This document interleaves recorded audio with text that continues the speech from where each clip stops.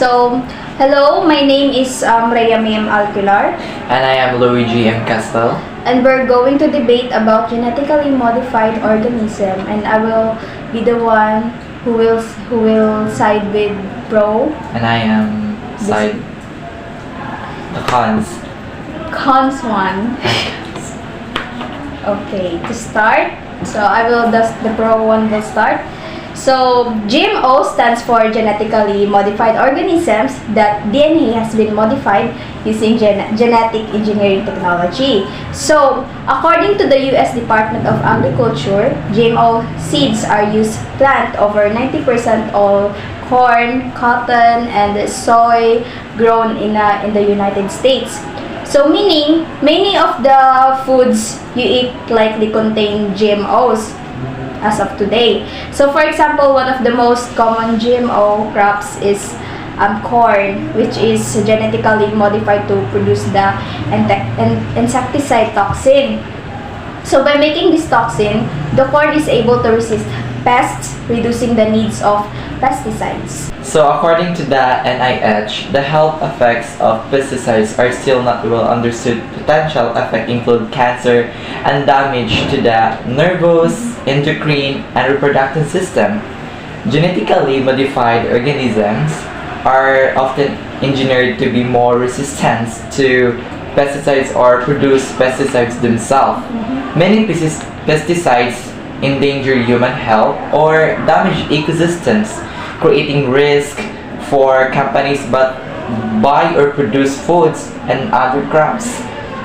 Yeah, but I disagree with that because allergic reaction will only happen if the genetic change triggers the production of an allergen. For instance, if scientists combine a gene from a Brazil nut with soybean, there is a light chance that a person with nut allergy could have allergic reaction because according to World Health Organization, discourage them to that engineers from using DNA from allergens unless they can prove that the gene itself does not create the problem. But it's not only the issues about allergic reactions. There have been concerns that eating GMO foods can contribute to the development of cancer by rising levels of potentially carcinogenic substance in the body. Even though the American Cancer states there is no evidence that currently available GMO foods either increase or reduce the risk of cancer. But according to Emma Levi, a research dietitian in MD, said that to some degree everything is genetically modified. But according to UK Research Cancer, as of now there is none evidence that there is changes coincide with GMO foods.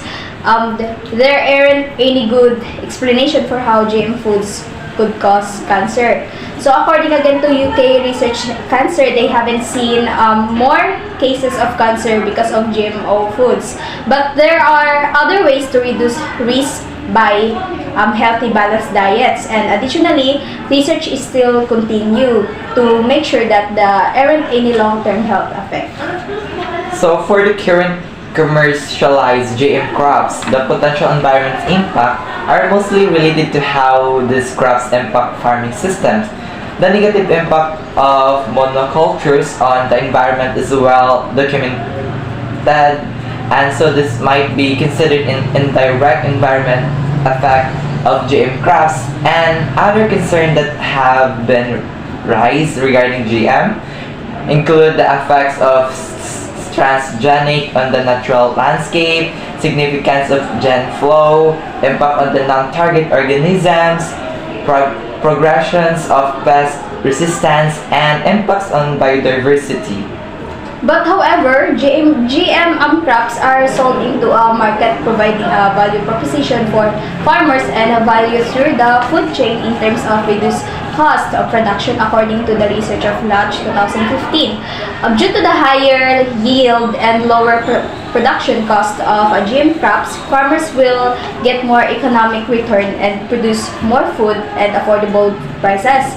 GM varieties have provided a financial benefit for many farmers actually, because GM seed companies had expected GM crops to be adopted by the farmer because the traits they were incorporating provided direct operationally benefits for farmers that could be linked to increased profits for farmers. In terms of productivity, justification for GM crops on the basis of the needs to feed the world is often used by proponents of the technology, but the connection between GM crops and feeding the world is not direct. But I disagree with that because the reductions in pesticide use can lead to a greater conservation of beneficial insects and help to protect other non-target species. So the development of GM technology to introduce genes conferring tolerance to abiotic stresses such as drought, extremes of heat or cold, salinity, and the heavy metals are likely to enable marginal land to become more productive and may facilitate the remediation of polluted soils. The main concern around GMOs involve allergies, cancer, and environmental issues, all of which mainly affects the consumers. While current research suggests few risk, more long-term research is needed. However, GM crops can prove to be powerful complements to those produced by conventional methods for meeting the worldwide demand for quality foods. And crops developed by genetic engineering can not only be used to enhance yields and nutritional quality, but also for increased tolerance to various biotic and abiotic stresses. Yeah, that's. And what's your last? Yeah, that's my last. But again, GM foods are easier and less costly for farmers to grow, which makes them cheaper for the consumer. And GMO techniques may also enhance foods, nutrients, and flavor and appearance. So that's all for our debate. Thank you for listening. Yeah.